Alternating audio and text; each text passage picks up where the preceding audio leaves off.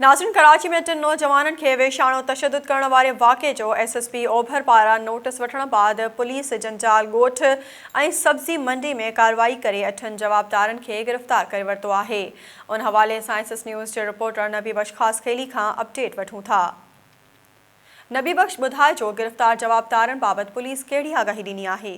जी बिल्कुल, जो है सो गुज़रियल ॾींहुं साइड सुपर हाईवे थाने की हद जंजाल ॻोठ में 3 नौजवान मथां चोरी जो इल्ज़ाम हणी उन्हनि मथां बेरहमानो तशद्दुद करे खेनि मरणी करे छॾियो हुयो, जंहिंजी जेका वीडियो आहे वो सोशल मीडिया ते वायरल थियण खां पोइ SSP ओभर जो आहे उनजो नोटिस वरितो हुयो ऐं नोटिस वठण खां पोइ जेको आहे सो फौरी तौर ते SHO खे जेको आहे सो हुकुम जारी कयो वियो त जवाबदार जेके मुलवस आहिनि उन्हनि खे गिरफ़्तार करे ऐं उन्हनि खे जे मथां जेको आहे सो केस दाख़िल कयो वञे, जंहिं ते जेको आहे so side super highway police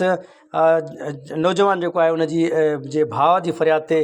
case दाख़िल करे राति देर सां जेको आहे सो जंजाल ॻोठ ऐं न्यू सब्ज़ी मंडी में जेको आहे सो कार्रवाई करे 8 जवाबदारनि खे जेको आहे गिरफ़्तार करे वरितो आहे। उन हवाले सां राब्तो करण ते DSP सोराब ॻोठ सोहेल फैज़ ॿुधायो त SSP ओभर जो नोटिस बाद वीडियो जी मदद सां जवाबदारनि जी गिरफ़्तारी अमल में आंदी वई आहे, जॾहिं त राति देर सां जेको आहे सो कार्रवाई कंदे 8 जेके जवाबदार आहिनि उन्हनि खे जेको आहे सो साइड सुपर जो जंजाल ॻोठ ऐं न्यू सब्ज़ी मंडी मां गिरफ़्तार कयो वियो आहे, जॾहिं त जेको आहे सो गिरफ़्तार जवाबदारनि खां जांच जो अमल जेको आहे उहो शुरू कयो वियो आहे ऐं वाक़ई में मुलवस जेके वधीक जेके जवाबदार आहिनि उन्हनि खे बि जल्द जेको आहे सो गिरफ़्तार कयो वेंदो। जी।